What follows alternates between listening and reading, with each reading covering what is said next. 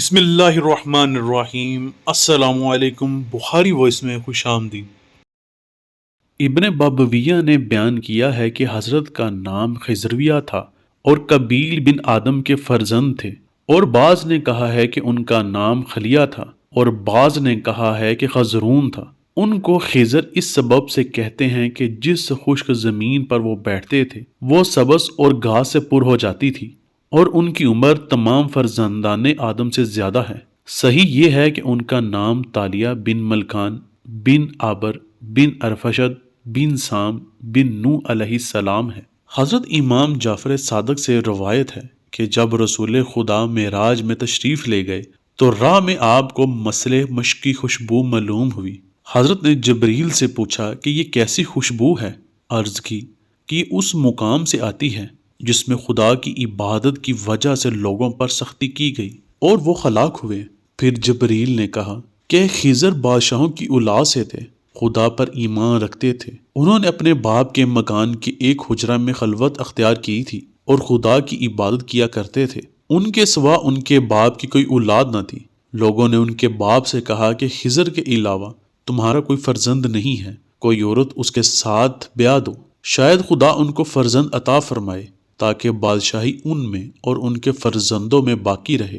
غرض ایک باکرا لڑکی کو ان کے ساتھ بیاہ دیا گیا، لیکن حضرت نے اس کی جانب التفات نہ کیا۔ دوسرے روز اس سے کہا کہ میرا معاملہ پوشیدہ رکھنا، اگر تجھ سے پوچھا جائے کہ جو کچھ مردوں کی جانب سے عورتوں کے ساتھ واقع ہوتا ہے تیرے ساتھ بھی ہوا ہے تو کہہ دینا ہاں۔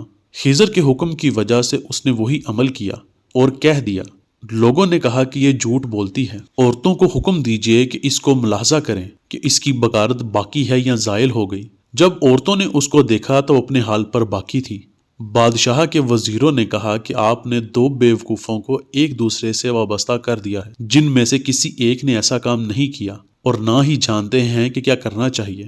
ایسی عورت کو اس کے عقد میں لائیں کہ جو باکرا نہ ہو بلکہ دوسرے شوہر کے پاس رہ چکی ہو، تاکہ وہ یہ کام اس کو تعلیم کرے۔ جب ایسی عورت خضر علیہ السلام کے پاس لائی گئی تو حضرت نے اس سے بھی یہی التماس کی کہ ان کے معاملے کو ان کے باپ سے محفوظ رکھے۔ اس نے قبول کر لیا، لیکن جب بادشاہ نے اس عورت سے دریافت کیا تو اس نے کہا کہ آپ کا لڑکا عورت ہے، کیا آپ نے کبھی دیکھا ہے کہ عورت عورت سے حاملہ ہوئی ہے؟ یہ سن کر بادشاہ کو حضرت پر بہت غصہ آیا اور ان کو حجرے میں بند کر کے دروازے کو مٹی اور پتھر سے چنوا دیا۔ لیکن دوسرے ہی دن باپ کی شفقت جوش میں آئی اور دروازے کو کھولا گیا تو لوگوں نے ان کو حجرے میں نہ پایا۔ حق تعالیٰ نے ان کو ایسی قوت عطا فرمائی کہ جس شکل کو چاہیں اختیار کر سکیں اور لوگوں کی نگاہوں سے پوشیدہ ہو سکیں۔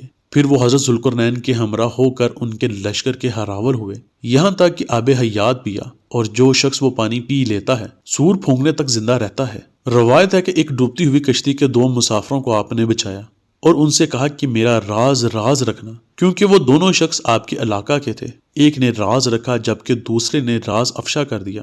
پھر اس شہر کے باشندوں نے بہت گناہ کیے اور حق تعالیٰ نے ان سب کو ہلاک کر دیا۔ ان کے شہر کو الٹ دیا گیا اور سب کے سب برباد ہو گئے، سوائے اس مرد اور اس عورت کے جنہوں نے حضرت کا راز آپ کے باپ سے پوشیدہ رکھا تھا۔ یہ دونوں الگ الگ شہر کے ایک جانب نکل گئے اور جب ایک دوسرے کے پاس پہنچے تو اپنا اپنا قصہ ایک دوسرے سے بیان کیا اور کہا کہ ہم نے نجات پائی اس لیے کہ خضر کی خبر کو چھپایا۔ اور پھر وہ دونوں حضرت کے پروردگار پر ایمان لائے اور اس مرد نے اس عورت سے عقد کیا اور دونوں دوسرے بادشاہ کی سلطنت میں چلے گئے۔ اس عورت کی اس بادشاہ کے محل میں رسائی ہوئی اور وہ بادشاہ کی لڑکیوں کی آیا بن گئی۔ ایک روز لڑکیوں کی کنگھی کرتے ہوئے اس کے ہاتھ سے کنگھی گری تو اس نے لا حول ولا قوت الا باللہ پڑھا۔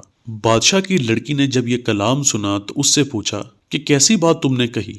اس نے کہا یقیناً میرا ایک خدا ہے۔ لڑکی نے کہا کہ میرے باپ کے علاوہ اور کوئی تیرا خدا ہے؟ اس نے کہا ہاں۔ لڑکی جواب سن کر بادشاہ کے پاس گئی اور سارا ماجرا بیان کیا۔ بادشاہ نے اس کو طلب کیا اور پوچھا کہ تیرے اس زندگی میں اور کون کون شامل ہے؟ اس نے کہا میرا شوہر اور میرے بچے۔ بادشاہ نے کسی کو بھیج کر ان سب کو بلایا اور ان کو مجبور کیا کہ وہ خدا کی وحدانیت سے باز رہیں۔ انہوں نے انکار کیا تو اس نے پانی کی ایک دیگ منگوائی، پانی بھر کر بہت جوش دیا اور ان لوگوں کو اس میں ڈال دیا، پھر ان کو ان کے مکان سمیت منہدم کروا دیا۔ حضرت جبریل نے عرض کی یا رسول اللہ، یہ وہی خوشبو ہے جسے آپ سونگھ رہے ہیں، یہ اسی مکان کی ہے جس میں خدا کی وحدانیت کا اقرار کرنے والوں کو ہلاک کیا گیا۔ اللہ مجھے اور آپ کو مرنے سے پہلے توبہ کرنے کی توفیق عطا فرمائے اور میرے اور آپ کے لیے آسانیاں پیدا کرے اور آسانیاں تقسیم کرنے کی توفیق عطا فرمائے، آمین۔